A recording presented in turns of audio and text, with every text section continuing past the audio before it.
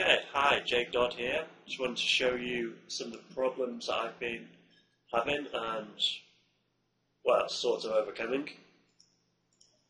Obviously, if you don't know by now, then my project is involving quite a few mesh transformations. So I need a couple of different rigs, and the way I'm doing that is possibly this method of transforming the rig into two different types of skeleton. So see here, we've got the first skeleton. I'm just going to duplicate that whole chain and move one down. I'm just going to move these joints around, holding X to snap to the grid just so I get them where I want them to be. So let's say we'll make this leg, we'll make the leg inverted. Sorry if I sound a bit weird, I've got a bit of a cold, but hopefully that'll be gone soon. So yeah, we've got a bit of a backwards knee going on there. If you didn't know, it's sort of like a leg joint. And we want to try and line these up at the ends so that they're they're at least, they sort of look right then.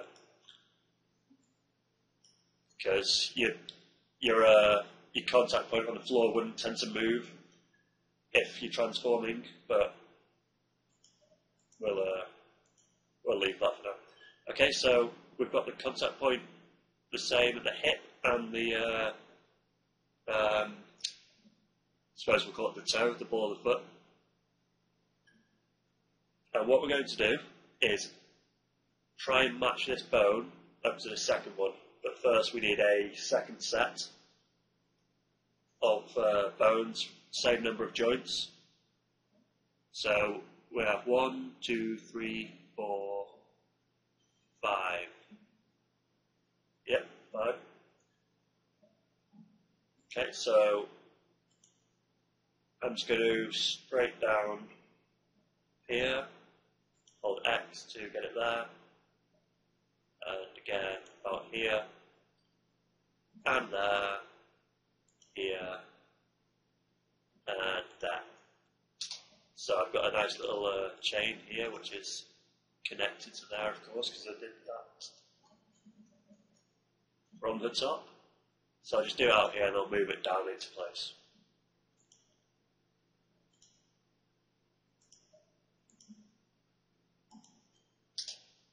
Right, I'll keep it out there because the point constraint is going to move it for us, and that's what I'm going to go on to now.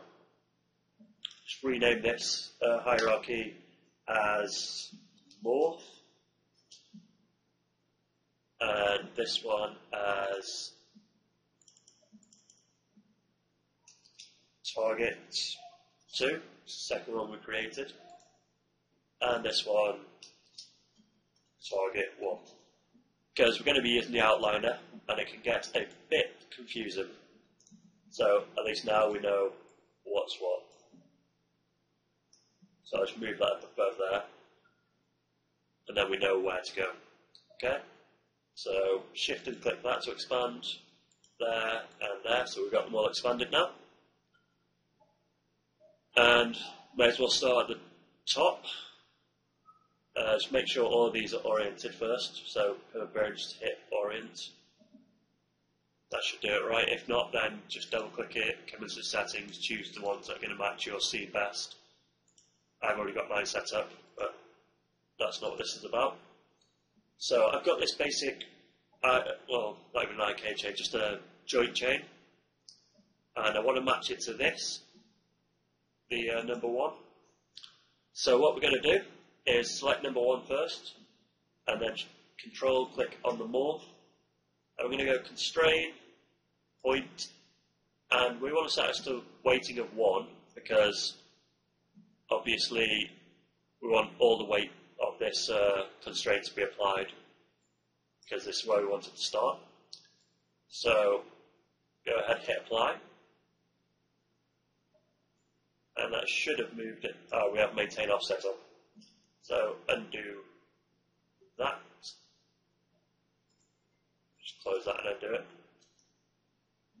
Obviously maintain offset maintains the offset. I was doing it before where this was at the same pivot point. So maintain offset is off, so it'll move straight to it. I'm going to hit apply. You see there? I just undo that so you can see it happen. Hit apply and it goes to the point there. So we're going to come down to the next joint, joint 2, and get the next joint down in the morph target, which is joint 8. It's important that you do it this way around, selecting the target first and then the morphing joints, so that you want to say apply the constraint to the last object. So I'm just going to hit G to repeat the command. I'm going to go down the hierarchy, just hitting G.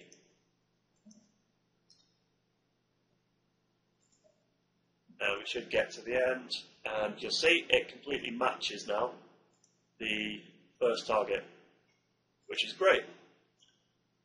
And what we're going to do next is switch this weight down to 0 and just hide the hierarchy there.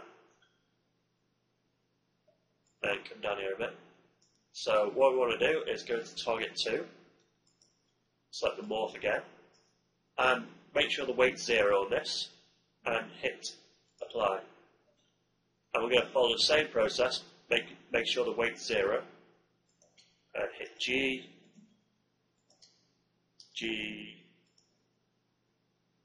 what's that, 1, 2, 3, G. This is probably why it's important to name your joints properly, so you don't get confused like I did just then.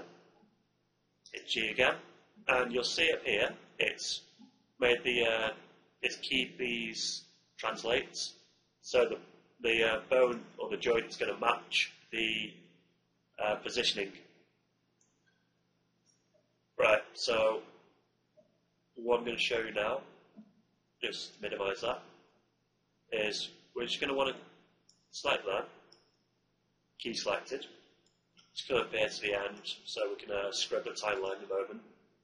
Set the first point constraint for joint, the first joint constraint to 0 for the weight, and the second one to 1, and key selected. Now, it's not going to show much now because it's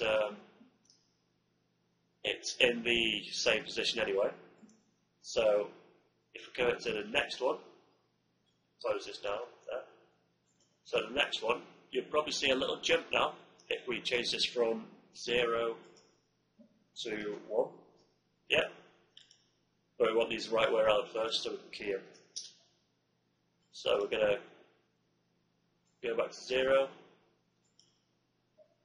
grab them to key selected, and just switch those values around 0, 1. Way, and it's moved. And you see that? We've got a morphing skeleton. And I'm just going to go ahead and do the same for the rest of the joints in the chain. So switch these around because we're already on 25 on the timeline. Then go the other way around it. So 1, 0. Key selected. Key selected. 0, 1. Key selected. And then the base one, which we don't really need to do in the same place again, but it's good practice to do the whole lot. 0, 1. Key selected. Come back down to frame 1. Oops. 1 and 0. And key that. And now if I just Control H these other skeletons, just select this one, we're going to see a little animation. I'll just change my animation settings to ping pong, if I can see it.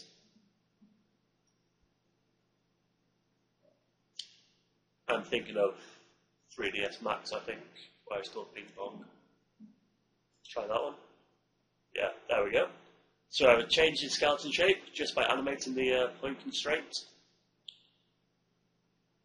And if we want to get a completely accurate one, we're going to need to add the orient constraint as well in the same fashion, but it's just literally the exact same process. Target, morph, and choose the weighting, and then inverse the weight for the second target. And the good thing about this is you can have several targets. You can have, say, like 5 targets here, and just manage to animate between them all. So when this is done, set it to 0, so this will be 1. And say number 3 will come into play, so that'll be 1 while this is going down to 0. And then it'll just go along the chain like that. But there is the morphing joint. That is the only way I've seen how to do it. I've not managed to find anywhere online or in the various books I've been looking in. So I'll take a risk and say I've managed to do something on my own. Okay, thanks for watching. See you later. Bye.